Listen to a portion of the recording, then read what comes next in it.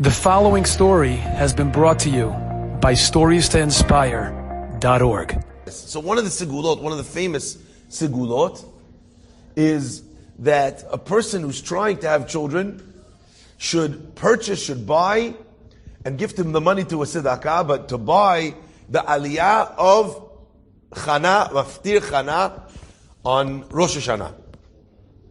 Because in that Maftir, on that holy day, you're reading these words from the Sefer Torah on the holy day to someone who's being judged for that year. You're reading that he was blessed with children, that Chana was blessed with children after all that time.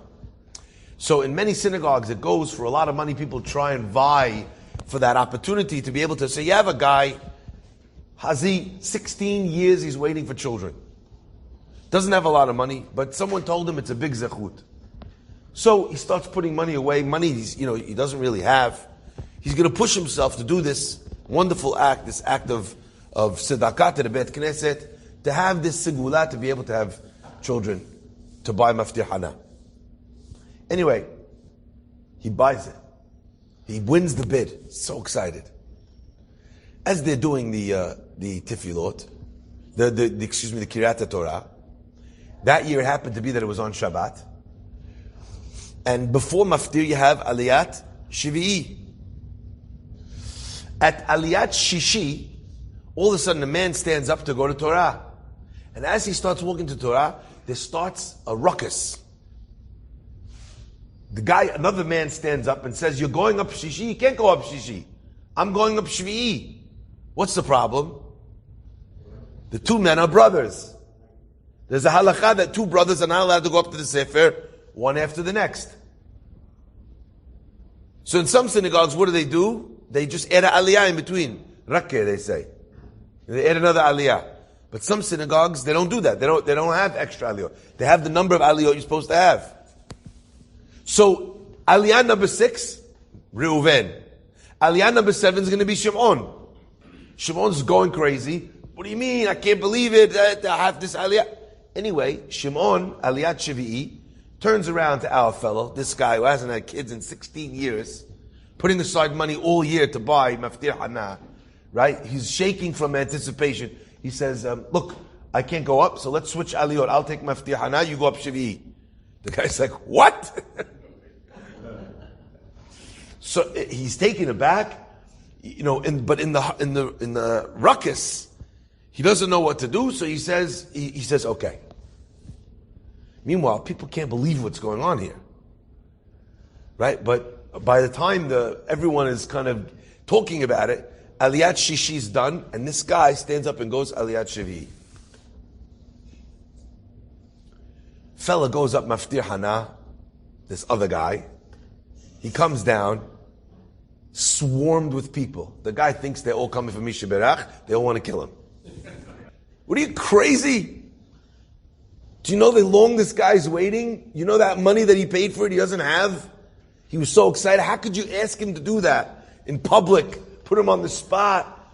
This, that. Anyway, the guy, he can't breathe. He can't believe it. He feels terrible. Anyway, I'm so sorry. The guy says, no, it's okay. Don't worry. Pushes him off. He feels terrible. My friends, a year goes by. It's Rosh Hashanah. And as they walk into the synagogue, everyone's finding their seats. This man, who was unable to have children, is walking into the Beit Knesset. But before he walks in, Mr. Shvi'i is waiting at the door of the synagogue. And he's crying, and his eyes are red. And he says, I want to tell you, I haven't slept for the longest time. I didn't know what to do, how to ask for forgiveness. I didn't know that the reason why you were buying was as a Segulah to have children. You were struggling. So I decided, he said, that I'm going to go out of my way to put money aside to be able to purchase for you Maftir Hana. And he says, and I bought it. And it's yours. Please forgive me. This is the only way I could think of to get kapara for the fact of what I did to you publicly. Please, and HASHEM should bless you. And the man says, no, fine, it's fine. It's fine. He says, no, I know you told me it's fine. I know you told me it's fine. It's not fine. He goes, no, it's fine. He goes, it's not the same, it's fine. On Rosh Hashanah I told you it's fine, now it's fine. He says, 3 months ago, my wife gave birth to a healthy baby boy. You see, most people look at the story and they see a man who had a Segulah, lost the Segulah, wound up getting a beracha from another way. I don't think that that's what happened at all. I think that the man pushed himself. And God said, okay, I want to give you beracha, but let me see if you step up to the plate. He does the old switcheroo on him at the last second. And imagine the man says to himself, I need the Segulah. What are you talking about? Get out of my face. And he lets the 2 brothers fight on Rosh Hashanah. Who's going to get Shishi? Who's going to get Shvi'i? You put a family back together. You made sure there wasn't a fight in the family. I'm going to give you a family. But the man could have misread the situation completely and been focused on his Segulah of Maftir Chana. And then who knows if he would have got the blessing at all. He didn't switch one for the other. This was the Nisayon. Enjoyed this story? Come again. Bring a friend. StoriesToInspire.org